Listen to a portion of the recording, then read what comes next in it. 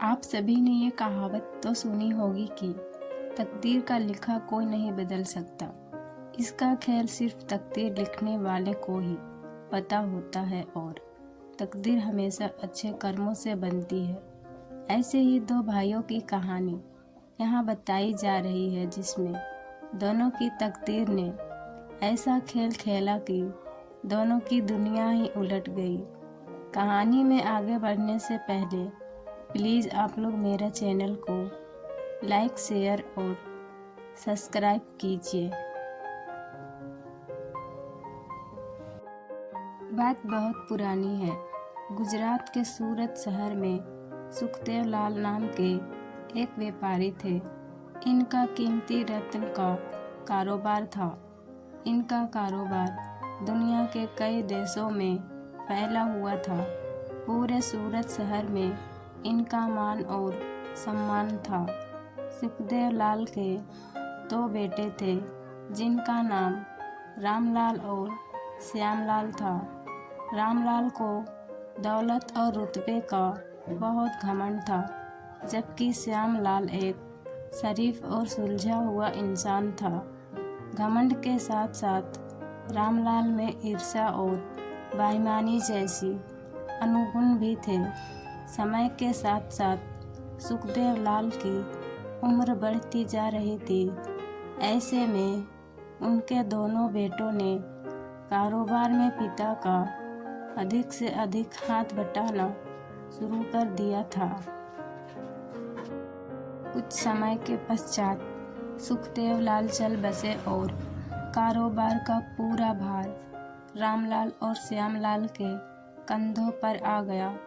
बड़ा भाई होने के नाते रामलाल ने व्यापारिक फैसलों में अपनी मर्जी की चलानी शुरू कर दी। रामलाल बेईमानी और मक्कारी भरे फैसले लेने लगा।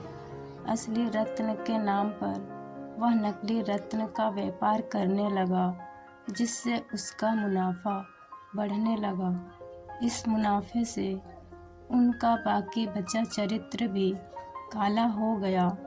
दौलत के घमंड में वह परिवार में उम्मती जैसे व्यवहार करने लगा। दूसरी तरफ शरीफ और सुलझे हुए श्यामलाल को शुरू में रामलाल की बेईमानी का इल्म तो नहीं हुआ, परंतु जब उसने उसके व्यवहार में परिवर्तन देखा तो पूरे माजरे को समझने में उसे ज़्यादा देर नहीं लगी। रामलाल की करतूतों से श्यामलाल को बड़ा दुख हुआ। उसने रामलाल को समझाने और सही रास्ते पर लाने की कोशिश भी की, परंतु वह नाकाम रहा। उल्टे रामलाल श्यामलाल से खफा हो गया और व्यापार में बंटवारे का बहाना ढूंढने लगा। बंटवारे में भी उसने बेईमानी की साजिश रची, घर में कहल का माहौल पैदा किया। अंततः रामलाल अपनी साजिश में सफल रहा और श्यामलाल के हिस्से के व्यापार पर भी वह कब्जा कर बैठा। रामलाल के व्यवहार से दुखी होकर श्यामलाल ने शहर में दूसरी जगह अपना ठिकाना बनाया और रत्न के अपने व्यापार को नए सिरे से शुरू किया। ईमानदारी की नींव पर शुरू हुआ श्यामलाल का व्यापार जल्दी ही निकल पड़ा। एक तरफ जहां श्यामलाल की ख्याति देश और विदेश में बढ़ने लगी, वहीं दूसरी तरफ रामलाल की करतूतों की पोल खोलने लगी थी।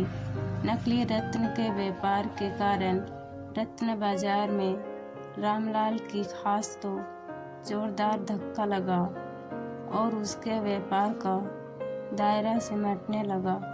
अंततः नौबत यहाँ तक आ गई कि बाहर क्या, अपने शहर का भी कोई व्यापारी रामलाल का नाम लेने से भी तौबा करने लगा।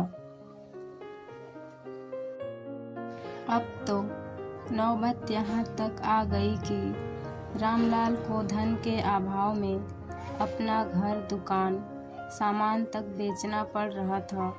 जल्दी ही रामलाल के हाथ से सब कुछ निकल गया और वह परिवार सहित सड़क पर आ गया।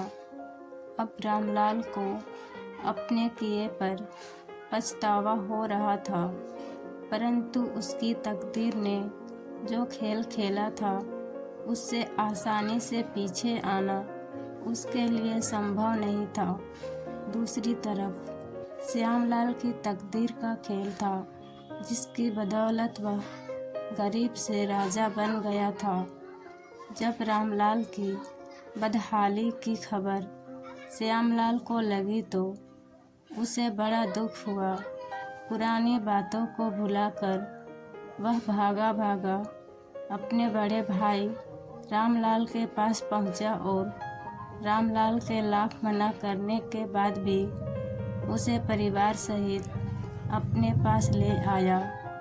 यही भी तकदीर का एक खेल था कि जिस भाई के साथ रामलाल ने बदसलूकी कर उसे सड़क पर पहुंचा दिया था, वही भाई आज उसे सड़क से उठाकर अपने घर में ले आया था।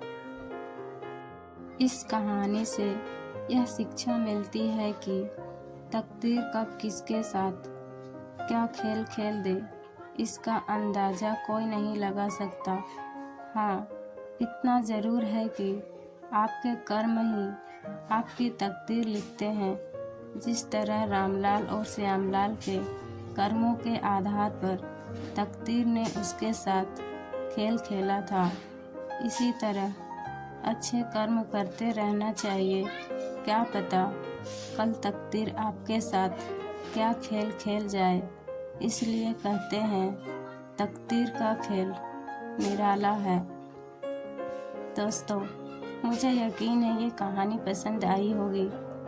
कहानी पसंद आई है तो प्लीज़ मेरे चैनल को लाइक, शेयर और सब्सक्राइब करें और कमेंट में बताएं कहानी कैसी लगी।